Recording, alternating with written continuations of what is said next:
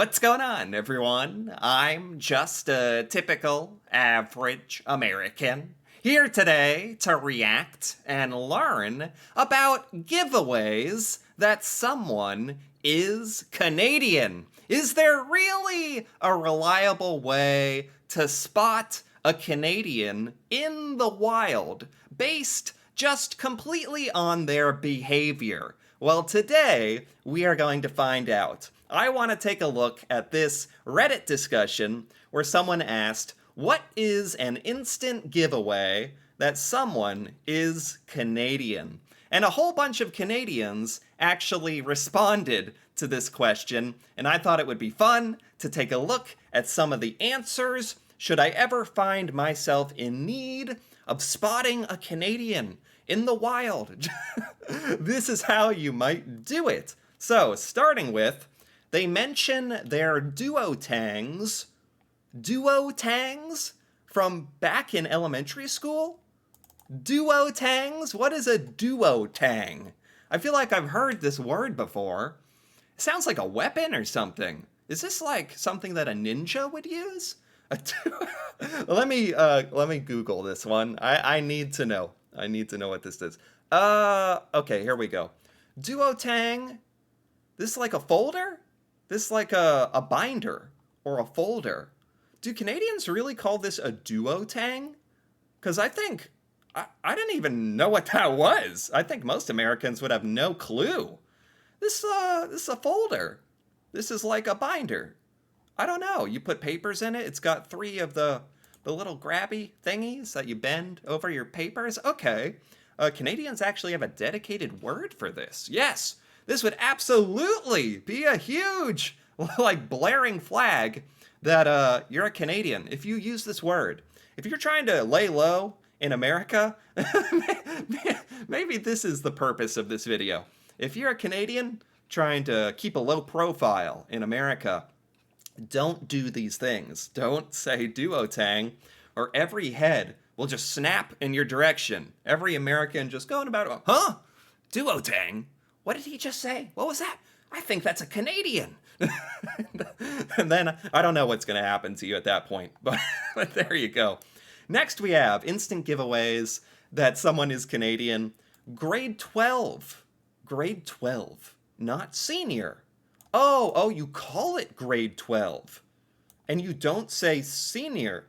And WTF is a sophomore. This is so funny. From my American point of view, anyway. So you don't use senior. Or sophomore, for that matter. Sophomore is a 10th grader. Or excuse me, grade 10? Would you say it?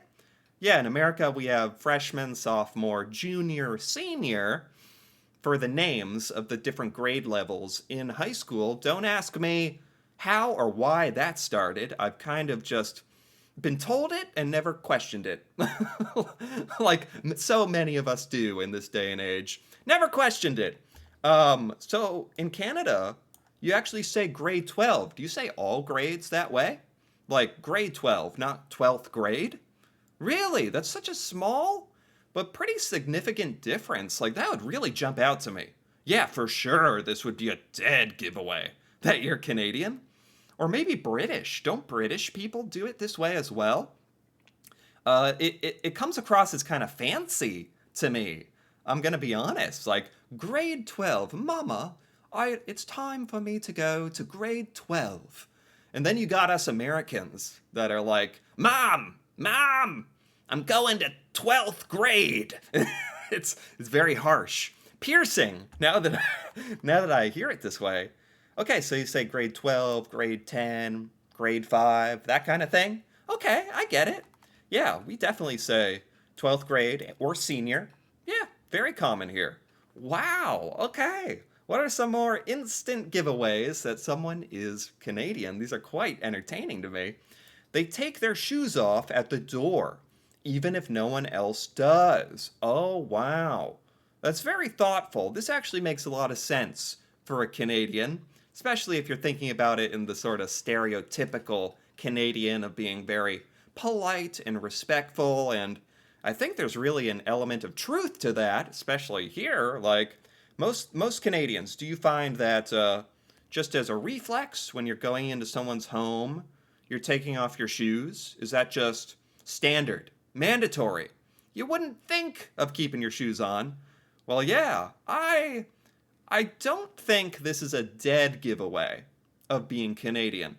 Because there's a lot of Americans who, myself included, who grew up and we were raised and taught to take our shoes off when you go in someone's home, for that matter. But I've known Americans who do not take their shoes off and do not think it's strange to track their dirty, muddy, shoey footprints all over your freshly cleaned floors.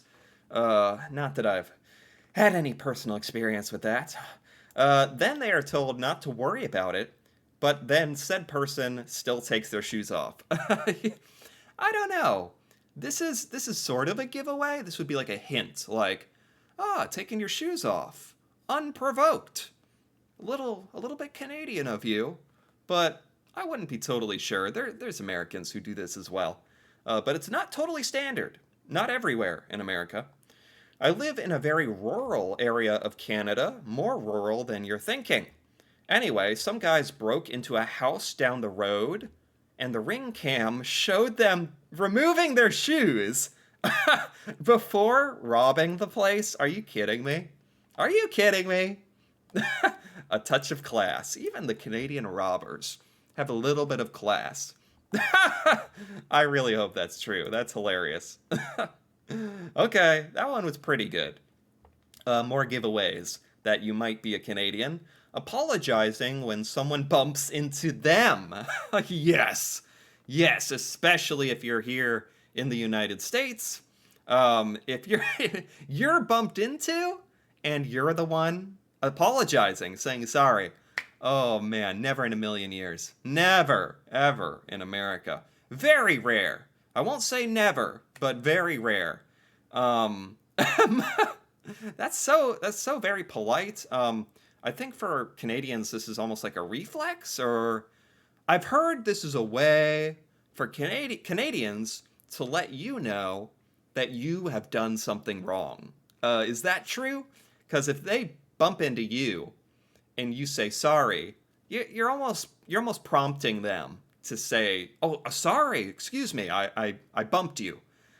So it's kind of funny how it kind of works that way. But this would never happen in the U.S. You bump into someone, they're going to whip around and look at you and be like, I don't even. They might say something, they might not. They're probably just going to give you a dirty look, and they're gonna look to you. That's their way of letting you know you should apologize. But this idea of apologizing when you are the one that has been wronged is very interesting to me, very funny. I like it in a sense. It shows just how civil Canadian culture is, I think. Like, actually, all joking aside. But that's a good one. That would be a pretty big giveaway. Um, that you're Canadian if you're in America. Not a total giveaway. It'd be a big hint. Saying grade 12 or using the word duotang. So far, those are the biggest giveaways. These other ones are kind of like, you might be. Are you related to a Canadian? Maybe like that kind of thing. Okay. They know what house hippo. They know what house hippos are. Thank goodness. Very early on, I think. Early on in the beginning of this YouTube channel, when I was learning about Canada at the beginning, I did a video over Canadian commercials that I still think about because it had this reference to house hippos. And thank goodness I learned about that early on because there's always a reference to house hippos on the Canadian Reddit forums. And I would be so confused. I would not have any idea what is going on if I hadn't learned about this.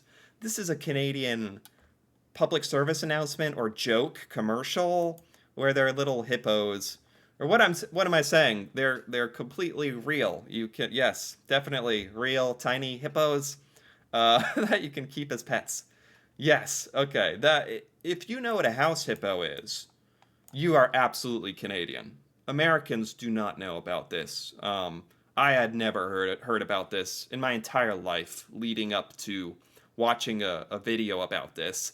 Americans don't know this. This is absolutely an instant giveaway that you are Canadian. If you reference house hippos, yeah, my neck is gonna snap around. What?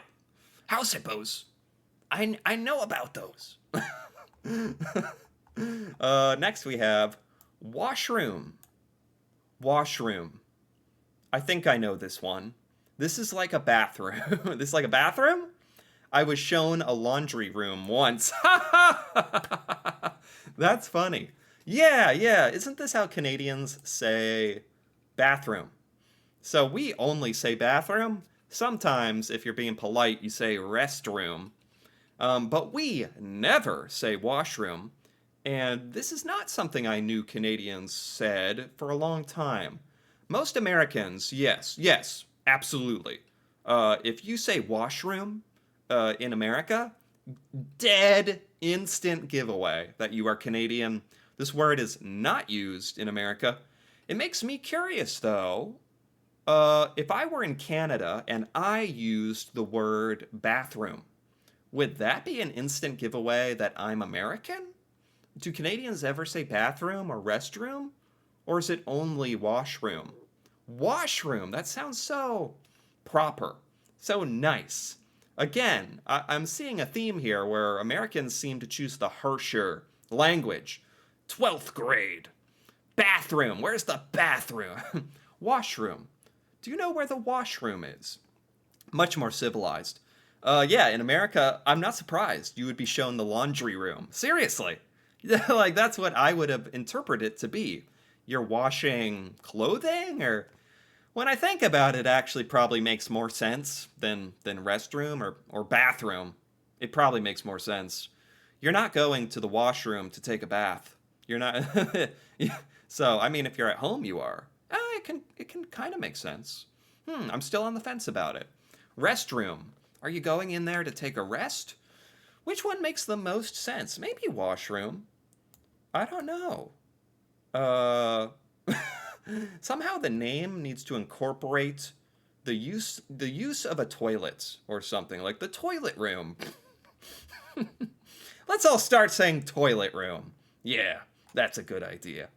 Let's keep going here. Instant giveaways that you are Canadian would be just gonna squeeze right past you there. Oh, and you got to try to say it in the Canadian sort of accent. Oh, I'm just gonna squeeze right past you there, like that. Is that how you do it? Yes. No American has ever uttered this phrase because we're not this polite. That's funny. That's funny that it seems like a dead giveaway that you're Canadian is just acting too polite in America. That's the telltale signs. How sad is that? Just gonna squeeze right past you there. I've never heard anyone ever say anything like this. We might say, I mean, in America, honestly, you just say like, oh, excuse me. But that's about it. This is so nice, and I'd love for someone to say, oh, I'm just gonna squeeze right past you there. That'd be great. Uh, I'm an American who has lived in Canada for 3 years now, and I have never heard of a toque until I moved here. Yeah, yeah. Toque. Toque is like a hat, right? I've learned about this before. This is like the hat for winter with a fuzzy ball on it, right? Yes, there's no word for this in America. Is it toque or toque? No, it's toque, right? We just call it a winter hat, I guess. We should probably call it a toque. It has a name. It's funny that Canada is more known for winter time and coldness, and it has the word for the winter hat. Maybe it makes sense, but if you're a Canadian in America and you say toque, no one's going to know what you're talking about. They're not going to think you're Canadian. They're just going to have no idea what you're saying. They're just going to be like, what does that mean? Where are you from? So it's not necessarily a giveaway. It's just a giveaway that you're not from here. You're not one of us. Where are you from? We don't take kindly to your kind. Toque wearers. I don't know where you have to be to have someone say that to you. um, yeah, maybe we should start using this. I don't know. But yeah, Americans don't know this word. Next, measures distance in time. Distance in time. It's about 2.5 hours to Montreal. Oh, no, no, no. We do this. We do this in America as well. This would not be a giveaway that you're Canadian. Yeah, instead of saying, funny enough, if you were to talk about distance in kilometers, like, oh, I think the bank is 10 kilometers north, then every American would be like, what is a kilometer? All right, we've heard of kilometers, but we'd be like, that means nothing to me. I don't know how far a kilometer is. You're obviously not American, but you could be European. But maybe some Americans would put it together and know that you're Canadian. But if you talk about distance in terms of time, a lot of Americans do that. Like I'll say, "Oh yeah, that town is like 30 minutes west." It's funny that both Canadians and Americans do that. I think it's just more useful because you're thinking about how much time it's going to take to get somewhere when you're planning about going places. So it's almost more useful to have it in terms of time. Yeah, the grocery store, that's like 5 minutes away. Yeah, yeah. I think Canadians and Americans do that. But I think Canadians would use kilometers. Americans always use miles. That would be more of a giveaway, to be honest. Okay, let's take a look at a couple more here. This might not be all of Canada, but how they pronounce Toronto. Oh boy. am I pronouncing it wrong? How they pronounce Toronto. How would a Canadian pronounce Toronto? Same with Calgary. Oh no. Oh no. I did a video recently on Calgary. Was I saying it wrong the whole time? How does a true Canadian from Calgary say Calgary? Calgary. Calgary. Maybe it's more condensed. Calgary. I could see that. When you're from a place, you tend to condense it a bit like, yeah, Calgary. Is that what we're talking about here? Maybe. Oh boy. Here are two lesser known ones, giveaways that you're a Canadian. Wear your shoelaces untied, and an American will tell you, hey, your shoelaces are untied. A Canadian will also tell you that, but then they'll uncomfortably stare at your shoes until you tie them? What? Huh? Is this true? This wouldn't really be a giveaway to me. Well, maybe now that I know it, but is this real in Canada? Like, is it just you're trying to be so helpful? You need to know if they followed up on your friendly advice. You need to know if they tie their shoes. Oh, your shoelaces are untied. Are you are you gonna get them? I can tie them for you. Like what's going on here? Also, Americans will just eat the last candy or chocolate. Okay, Canadians will not, unless it's been there for ages. And even then, usually, if there's no one else around who could possibly want it, preferably in the middle of the night. If there's like one last candy or chocolate, or I was thinking of like in a bowl, like if you're out for lunch and there's appetizers and there's only one garlic breadstick left, a lot of Americans will just take it. If you're friends, if you're amongst friends, I like to think most Americans will ask and be like, "Does anyone else want one? Like, is everyone done?" I have to admit that's what I do. I'm a little aggressive. Like I'm reaching for the breadstick, and I'm like, everyone else done, right? Pretty much twisting their arms into saying, yeah, okay, man, it's yours. And some Americans would probably just take it. So this is like a Canadian sort of etiquette thing, where you're gonna wait till everyone's gone or ask, and then stare at their shoes. But there we have it. I think that's a good place to stop here. That was really entertaining, really fun, and a lot of great answers, and a lot of really good advice on how to spot a Canadian. These are a lot of giveaways of Canadian behavior. Some of them are more obvious. Some are kind of like, you might be Canadian, or you might be British, or you might be a polite American. But this was very, very fun to learn about. So anyway, if you enjoyed this as well, feel free to give this video a like or leave a comment with your thoughts on other giveaways that someone is Canadian. That'd be very fun to hear about. And if you're interested in more videos like this, me reacting and learning about Canada and Canadian culture, feel free to subscribe for more. And until then, thanks for watching, and see you next time.